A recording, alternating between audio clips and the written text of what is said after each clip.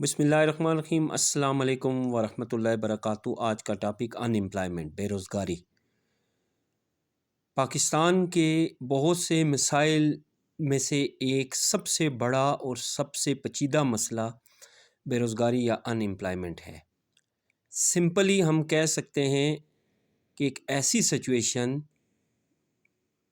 Where unable to find and income generating activity, कोई भी आमदनी के ज़रिया मौजूद ना हो, कोई भी काम के मौके मौजूद ना हों। ऐसी सिचुएशन, ऐसी सूरत-ए-हाल जहाँ पर आप काम करना चाह रहे हों लेकिन आपको काम ना मिल रहा हो।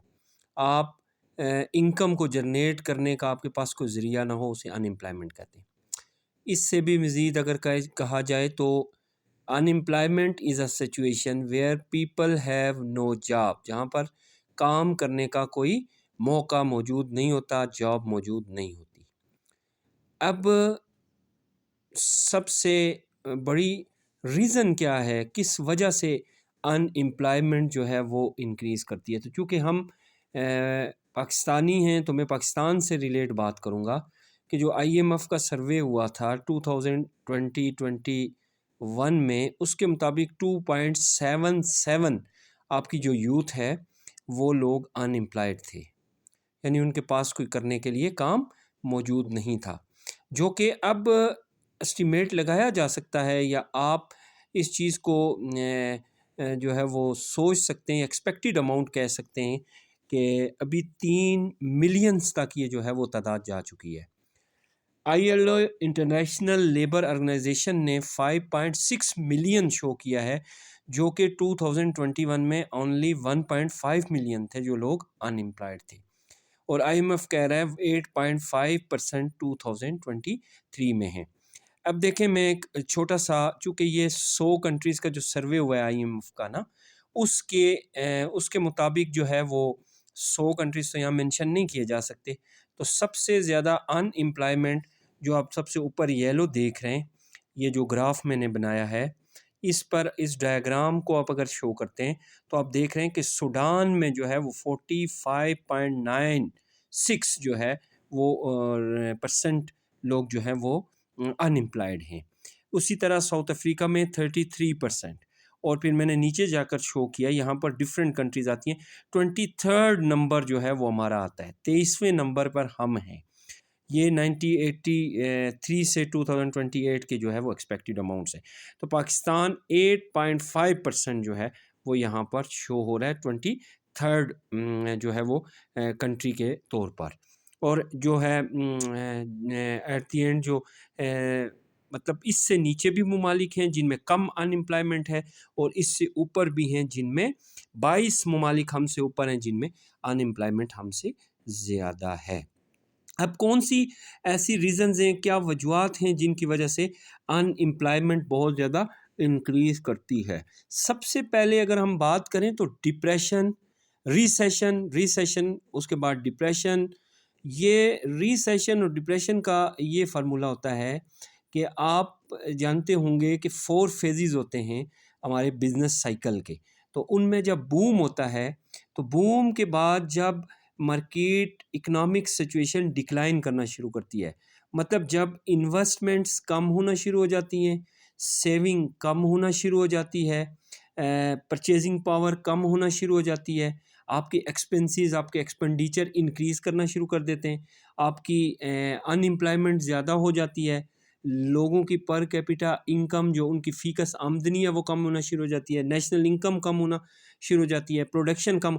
तो मतलब बूम से जो है वो आप रिसेशन की तरफ आते हैं, मतलब डिक्लाइन करते हैं।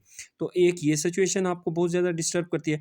और फिर डिप्रेशन तो ऐसी सिचुएशन होती है जहाँ पर आपका बिज़नेस ज़ीरो स्टेज पर चला जाता है, जहाँ पर आपके पास कोई काम की अपॉर्चुनिटी मौजूद ही नहीं होती। जैसे कहते हैं ये शख्स डिप्रेशन का मरीज़ है। इसी तरह से मार्केट बिज़नेस साइकिल में भी, जो बिज़नेस साइकिल बनता है उसमें भी एक स्टेज आती है जिसे हम कहते हैं कि ये डिप्रेशन है। तो डिप्रेशन भी रीज़न हैं 2, एक रिसेशन और दूसरा डिप्रेशन। फिर तीसरी चीज़ जो मैं समझता हूँ बड़ी इम्पॉर्टेंट है वो ये है कि हम जो एक करंटली जॉब कर रहे होते हैं हम उसे जानबूझकर छोड़ देते हैं अपनी मर्ज़ी से कि हम दूसरी जॉब को सर्च करेंगे। तो बाज़ टाइम तो ऐसे होता है कि आप जो है वो आपको जॉब मिल जाती है वो तो ठीक, अदरवाइज़ बहुत सा वेट करने की कोई वजह भी हो सकती है, इसलिए भी आपकी अनएम्प्लॉयमेंट इंक्रीज़ करती है। इसके अलावा जो है वो आपका जो जॉब का सोर्स है, जहाँ पर आपको जॉब मिल सकती है, मे बी वो आउटसोर्सिंग आपसे दूर हो जाए।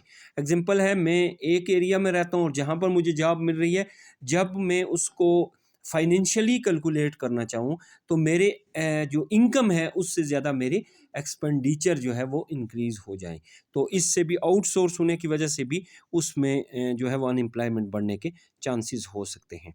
फिर टेक्नोलॉजिकल बैकवर्डनेस जो है वो भी बड़ा इम्पॉर्टेंट पॉइंट है कि हम आज भी जो है वो मॉडर्न टेक्नोलॉजी को इस्तेमाल करना, दुनिया जो है वो जदीद टेक्नोलॉजी को जो है वो अडॉप्ट करना शुरू करे और अभी तक हम वही पुरानी टेक्नोलॉजी की तरफ जो है वो मुतवज्जे हैं और उसी को हम इस्तेमाल करके बेहतर करना समझते हैं कि बेहतर हो सकता है।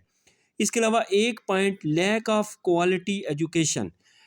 पहली तो बात ये है कि हमारी एजुकेशन जो है वो एक जस्ट फॉर्मल एजुकेशन है। इसमें हमें इसको बेहतर करने के लिए इसको टेक्निकल एजुकेशन की तरफ भी साथ में मिलाना पड़ेगा। टेक्निकल एजुकेशन भी होगी तो ताकि बच्चा जो है वो जिस वक़्त अपनी डिग्री कंप्लीट करे तो कंप्लीट करने के बाद उसके पास कुछ ना कुछ स्किल्स भी होनी चाहिए। स्किलफुल एजुकेशन जिसे हम कह सकते हैं, वो भी होना ज़रूरी है। तो जब हम क्वालिटी एजुकेशन नहीं देंगे तो उस सूरत में भी एम्प्लॉयमेंट के चांसेस कम हो जाते हैं। फिर पॉपुलेशन ग्रोथ, जिस वक़्त आपके एक्सपेंडिचर इंक्रीज़ कर जाएँ और आपके इनकम्स कम हो जाएँ तो उसकी एक बड़ी वजह पॉपुलेशन की ग्रोथ है। चूँकि आपकी जो प्रोडक्टिविटी है या आपकी जो प्रोडक्टिव लैंड है वो तो उतनी ही है, उसमें कोई इज़ाफ़ा या इंक्रीज़ नहीं हुई, जबकि पॉपुलेशन इंक्रीज़ कर जाती है, तो इससे भी आप इकोनॉमिकली डिस्टर्ब होते हैं। फिर इकोनॉमिक इंस्टेबिलिटी, जो हमारी माशी जो हम माशी तौर पर हम गैर मुस्तहकम हैं, वो बहुत सी वजह से हो सकता है।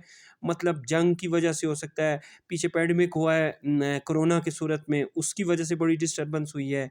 फिर फ्लड आ जाता है, फिर गवर्नमेंट के जो है रिजीम चेंज आ जाती है।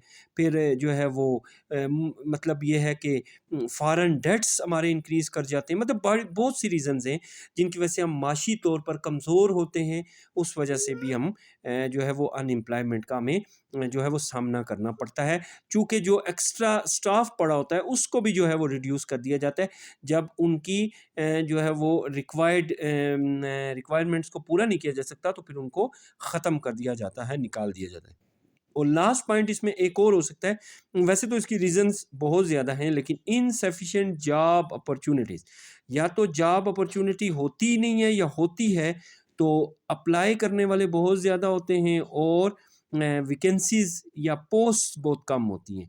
तो सफिशिएंट जॉब जब नाकाफ़ी रोज़गार के मौके होंगे तो वो भी एक बहुत बड़ी रीज़न है अनएम्प्लॉयमेंट की। तो अनएम्प्लॉयमेंट को कैसे ख़त्म किया जा सकता है या कम से कम ख़त्म नहीं किया जा सकता, तो उसको ओवरकम कैसे किया जा सकता है, ये इंशाल्लाह नेक्स्ट वीडियो में आपके साथ डिस्कस करेंगे। उम्मीद है आपको वीडियो अच्छी लगी है, आपने अनएम्प्लॉयमेंट के मुतालिक चंद पॉइंट्स को देखा है, तो मेरे चैनल को सब्सक्राइब कर लें और बेल आइकन को प्रेस कर लें। Thanks for watching.